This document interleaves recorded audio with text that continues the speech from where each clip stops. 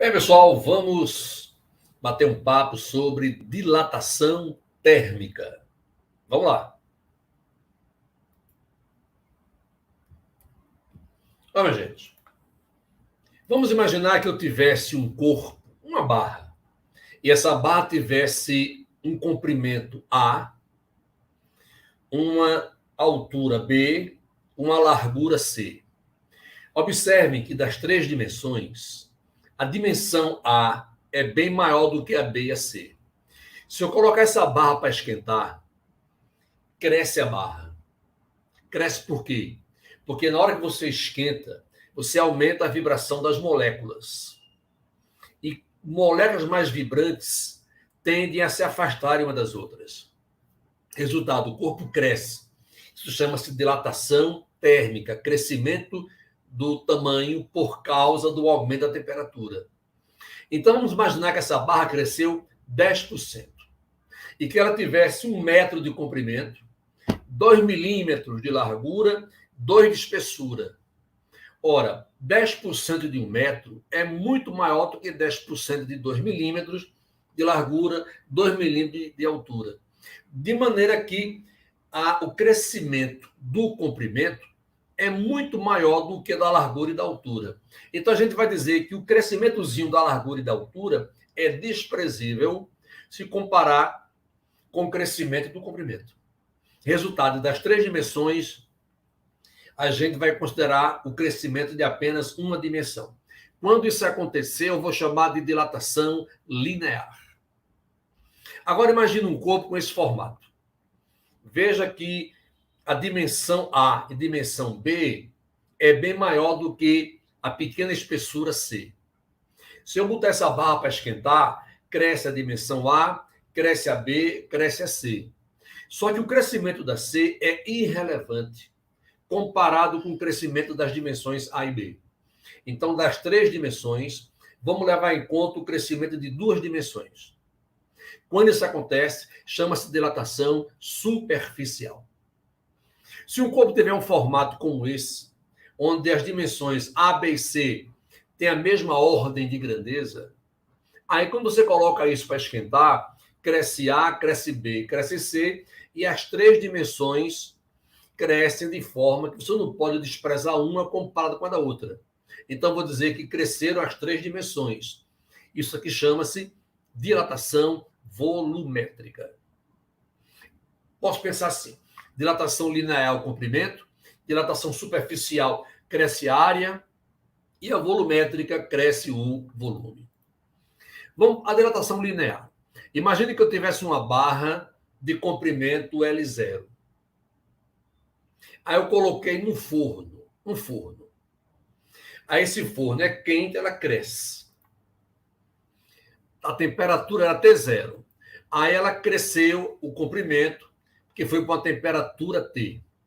Ó, pessoal, o aumento do crescimento, o ΔL, que é a diferença entre o comprimento final e o comprimento inicial, ele é proporcional diretamente ao tamanho inicial.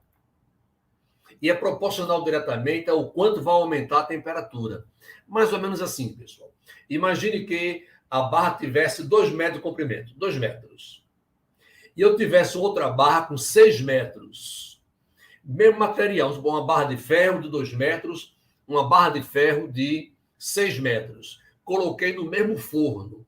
Esquentou a mesma coisa. Se essa de 2 metros crescer 1 milímetro, aqui tem 6, vai crescer 3. Se ela tem um tamanho inicial 3 vezes maior, vai crescer 3 vezes mais. Então, ΔL é proporcional diretamente ao L0. Agora, imagine duas barras de mesmo tamanho. 2 metros, 2 metros. Coloco uma num forno A, coloco a outra no forno B. Imagine que essa esquentou 100 graus. Essa esquentou 400 graus. Como aqui a temperatura aumentou mais do que essa aqui, 4 vezes, essa cresce 4 vezes mais do que essa aqui. Então, o aumento do tamanho é proporcional diretamente ao aumento da temperatura. Resultado disso é essa equação, onde esse alfa é um coeficiente de proporcionalidade. Esse alfazinho, pessoal, é chamado de coeficiente de dilatação linear. O valor do alfa depende do material da barra. Se for uma barra de ferro, o alfa tem um valor. Se a barra for de alumínio, é outro valor. Se a barra for de ouro, outro valor. Se for de vidro, outro valor. Então, o alfa depende do material da barra. Beleza? A dilatação superficial. A barra tem comprimento, tem área A0, uma temperatura T0. A barra aumentou de área porque aumentou a temperatura. A variação de área, que é a área final menos a área inicial, é proporcional diretamente à área inicial, é proporcional diretamente ao quanto vai variar a temperatura. O mesmo comentário que eu fiz para o crescimento do comprimento. Resultado disso é essa expressão, que é igual a outra. Só que a outra é do comprimento, essa é da área.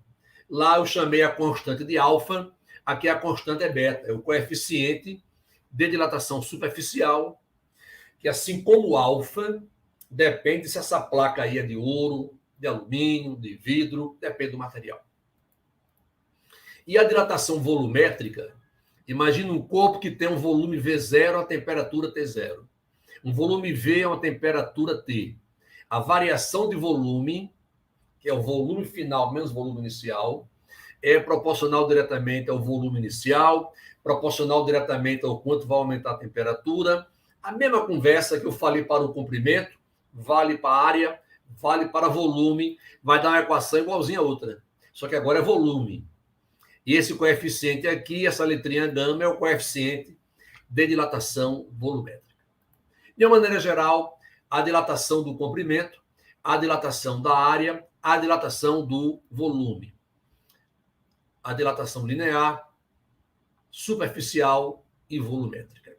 Essas constantes alfa, beta e gama chamamos de coeficientes de dilatação.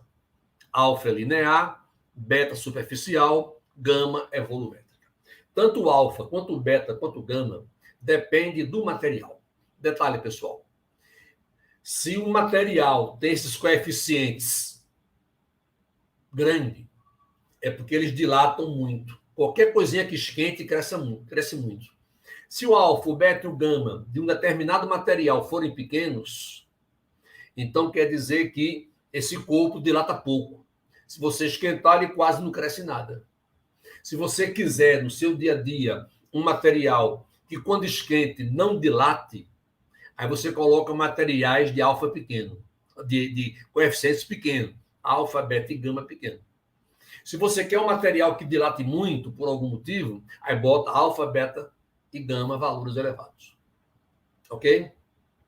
Observaçãozinha importante é que o valor desse beta, ele é aproximadamente o dobro do alfa. E o valor do gama é aproximadamente 3 vezes o alfa. Esse negócio de dizer que o beta é o dobro do alfa, que o gama é 3 vezes o alfa, isso é uma aproximação. Detalhe, essa atenção aqui só é verdadeira se os valores de alfa, beta e gama forem pequenos. Alfa, beta e gama de valores elevados, isso aqui não dá, isso aqui não é verdade, isso aqui não está valendo, ok?